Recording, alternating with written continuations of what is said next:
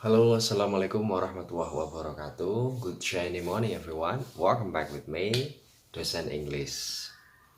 Baik, kali ini kita akan belajar sekali lagi tentang salah satu grammar penting dalam bahasa Inggris, yaitu reported speech atau kalimat tidak langsung.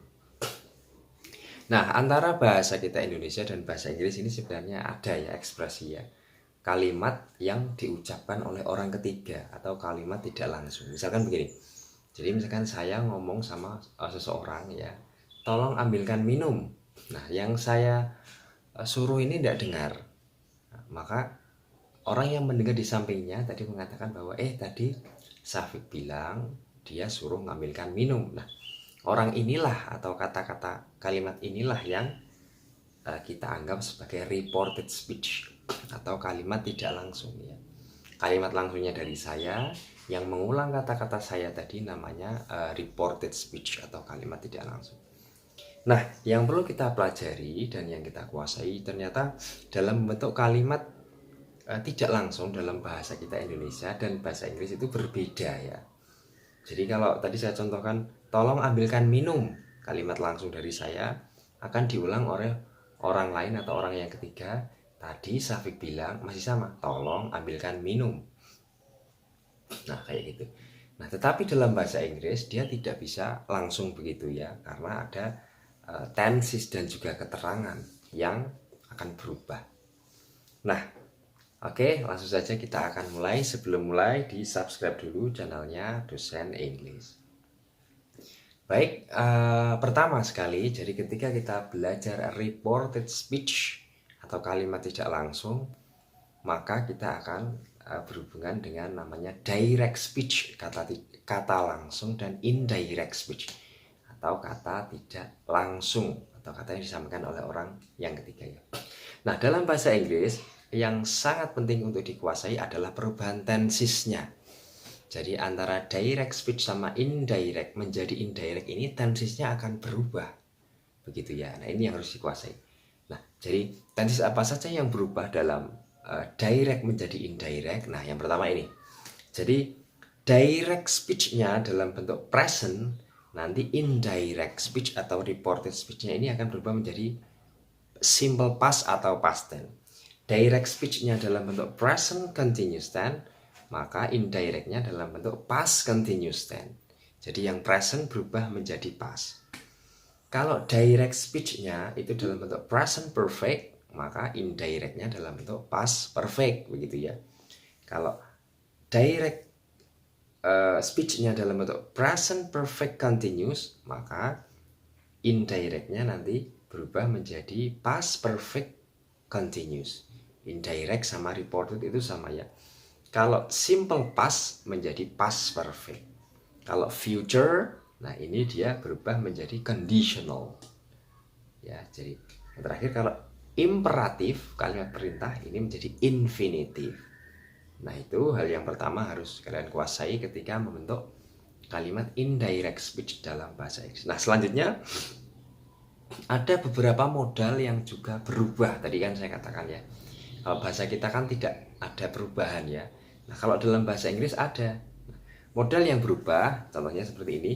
Nah, direct speech-nya itu misalkan can berubah menjadi could, ada indirect speech. May berubah menjadi might ya di indirect speech.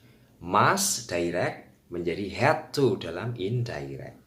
Terus selanjutnya shall ini berubah menjadi should.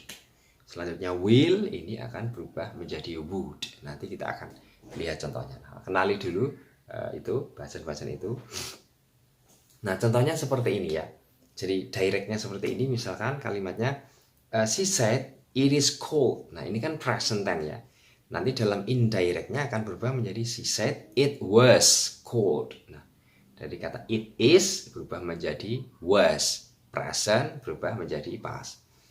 Terus selanjutnya kalau present continuous, nah dengan contoh seperti ini ya, she said I am teaching English online. Menjadi she said she was teaching English online. Ya, I am menjadi she was. Kalau I-nya dia perempuan ya berarti berubah menjadi she. Kalau I-nya dia laki-laki ya berubah menjadi he gitu ya. Paham ya? Nah, lagi kalau perfect bagaimana? Nah, seperti ini contohnya, I have been on the web since 1999 menjadi she said she had been present perfect menjadi past perfect on the web since 1999. Oke ya, nah itu contohnya past perfect menjadi past perfect, tetap sama ya. Sorry, past perfect simple past maksud saya ya, simple past tense menjadi past perfect tense ya. Jadi seperti ini, I thought online yesterday menjadi she said he had thought. Nah, ada had verb 3 ini past perfect tense. Past continuous menjadi past perfect continuous. Lihat itu contohnya. Past perfect, nah ini menjadi no change. Jadi kalau past perfect tetap sama ya, karena tidak ada lagi.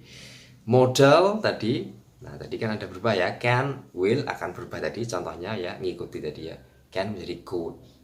Nah itu adalah yang kalian harus pahami. Nah sekarang ada juga perubahan pronouns atau kata ganti ya. Tadi saya contohkan, kalau yang ngomong I, nah akan disampaikan ke orang lain menjadi he karena saya laki-laki. Kalau perempuan ya si, contohnya seperti itu ya. I, me, my, nah ini berubah menjadi he, she. Kalau dia laki-laki he, kalau dia perempuan ya she. We, us atau ours ini berubah menjadi they, nah them dan juga their. Nah ini menyesuaikan siapa yang berbicara pada kalimat langsung.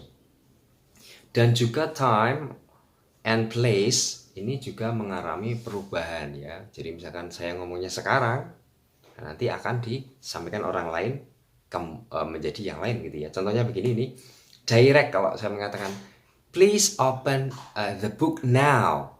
Nah ini akan diganti now-nya ini menjadi then gitu ya. Today menjadi that day.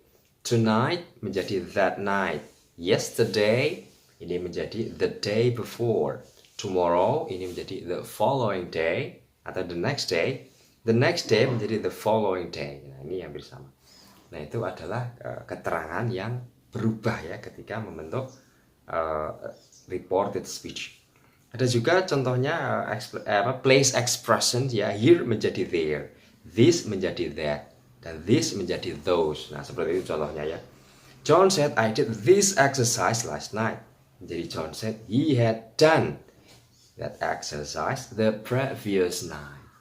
Nah, ini sinyal-sinyal ini yang kalian harus pahami ya. Jadi ini kita mengenal dulu reported speech tentang sinyal-sinyalnya yang harus kalian pahami.